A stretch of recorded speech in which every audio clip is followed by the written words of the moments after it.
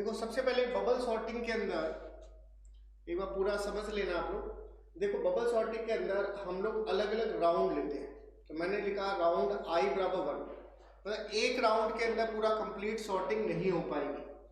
तो सबसे पहले राउंड के अंदर हमने क्या देखा, पहली पोजीशन को नेक्स्ट पोजीशन से कंपेयर करेगा, 0 को 1 से कंपेयर करेगा, ठीक है। तो 0 को 1 से कंपेयर करेगा तो रूल वही रहेगा कि ये वैल्यू इससे अगर बड़ी है तो ये क्या करेगा, स्वैपिंग करेगा, वही सेम जैसा सिलेक्शन में था, पहली लाइन तो वही है। तो ये क्या बन गया, 6 7 3 8 और 5। अब इन दो का कंपेयर हो गया, फिर इन दोनों का कंपेयर होएगा, फिर इन दोनों का कंपेयर होएगा, फिर इन दोनों का कंपेयर होएगा। तो इसका मतलब ये हुआ कि पहले इन दोनों का कंपेयर होएगा, तो इसका मतलब ये हुआ कि 7 का 3 से कंपेयर हुआ, 7 का 3 से कंपेयर हुआ तो 1 का 2 से कंपेयर हुआ, 1 का 2 से कंपेयर हुआ तो दोनों क्या करेंगे, स्वैप करेंगे।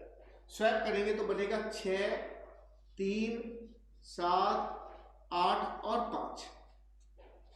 इन दो का हुआ, इन दोनों का हो गया। अब इन दोनों की बारी आएगी। इन दोनों का जब हम लोग कंपेयर करेंगे मतलब ये कहलाएगा 2 और ये पोजीशन कहलाएगी 3। इन दोनों का जब हम कंपेयर करेंगे तो स्वैपिंग नहीं होगी, क्योंकि ऊपर वैल्यू क्या है, छोटी है, और नीचे वैल्यू क्या है, बड़ी है। अब इसका मतलब इससे अगले वाले का कंपेयर करेगा, 3 का किससे कंपेयर करेगा, 4 से। इस बार क्या है कि ये वैल्यू बड़ी है और ये वैल्यू क्या है, छोटी है, तो दोनों आपस में क्या करेंगे, एक्सचेंज करेंगे। एक्सचेंज करेंगे तो बनेगा 6 3 7 5 और 8। मतलब ये हो गया कि सिलेक्शन सॉर्टिंग के अंदर ऊपर वाली वैल्यू सबसे पहले अरेंज होती है, जबकि बबल सॉर्टिंग में सबसे नीचे वाली जो वैल्यू है वो सबसे पहले अरेंज होती है। बात तो समझ में आ गई, इससे तो कोई डाउट नहीं। अब देखा गया ये तो हुआ एक राउंड। मैं आवाज कट रही है।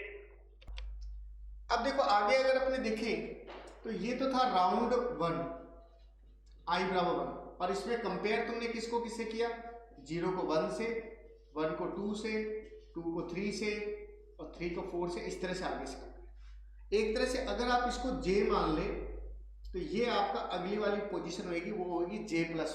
सही है बात। अब देख ये तो हुआ राउंड i बराबर 1 के लिए। अगर मैं कहता हूं कि सेकंड राउंड शुरू करना है तो राउंड i बराबर मैं मान लेता हूं 2। ओके, राउंड i बराबर क्या हो गया, 2। देख पहले राउंड के अंदर अरेंज हो जाती तो हमें सेकंड राउंड चलाने की जरूरत ही नहीं थी, तभी तो सेकंड राउंड चलाना पड़ा।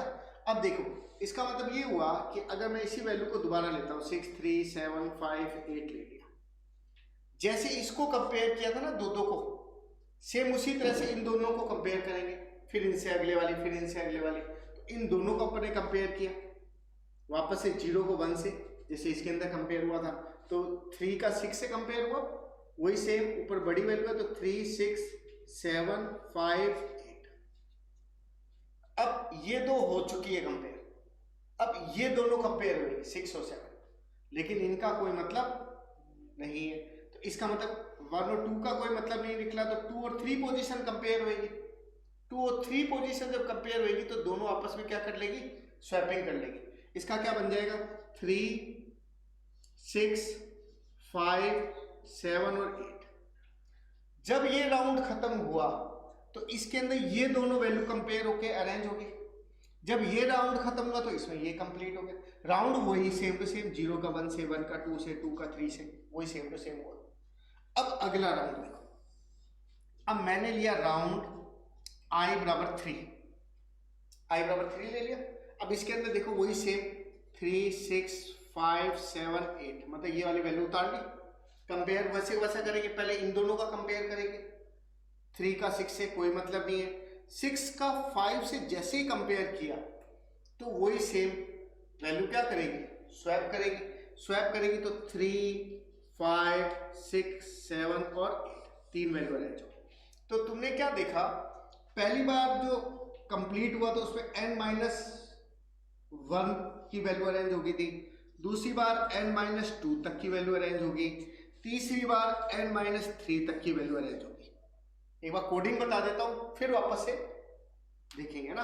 तो इसका मतलब तुमने ये देखा कि i जो लूप है, i का जो लूप है वो 1 से शुरू हो रहा है, n तक जा रहा है, i++ होता है। मतलब i का लूप 1 हो रहा है, 2 हो रहा है, 3 हो रहा है, 4 हो रहा है, ऐसे चल रहा है। और उसके अलावा तुमने क्या देखा, तुमने ये देखा कि एक जे का लूप शुरू हो रहा है, जो कि शुरू हो रहा है 0 1 2 3, यहाँ पे भी जे 0 1 2 3, आगे भी जे 0 1, इसमें भी तो वही सेम कंपेयर हुआ 1 2 2 3 3 4 सेम टू सेम हुआ। तो इसका मतलब जे का लूप तो शुरू 0 से ही हो रहा है, लेकिन फर्स्ट टाइम n-1 छोड़ दिया, अगली बार n-2 की वैल्यू छोड़ दी।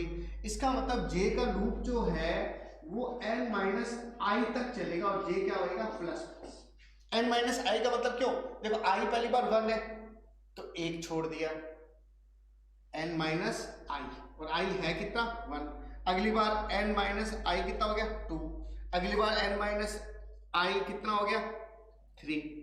तो ये हर एक बार होता छोड़ रहा है। कंपेयर वैसे ही जैसे मैंने अभी बताया था कि एजे पोजीशन एजे प्लस 1 से क्या बड़ी है क्या, एजे पोजीशन क्या एजे प्लस 1 से बड़ी है क्या, अगर बड़ी है तो स्वैपिंग कर दो, अगर एजे पोजीशन एजे प्लस 1 से बड़ी है तो दोबारा से फिर स्वैपिंग कर दो। स्क्रीन नहीं दिख रही।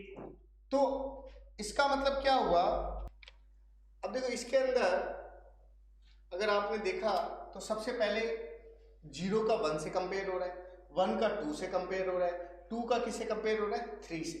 तो पहली बार हमने n-1 छोड़ा, अगली बार n-2 को छोड़ा, दोबारा से दोहरा देता हूं, फिर n-3 को छोड़ा।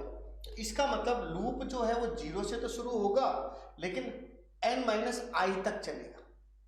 सही है बात। अब मेरी बात सुनो, कंपेयर करते वक्त तुमने क्या देखा कि एजे प्लस 1 से अगर बड़ा है तभी तो स्वैपिंग हो रही है, फिर आपने क्या देखा एजे प्लस 1 से बड़ा है तभी तो स्वैपिंग कर रहे हैं।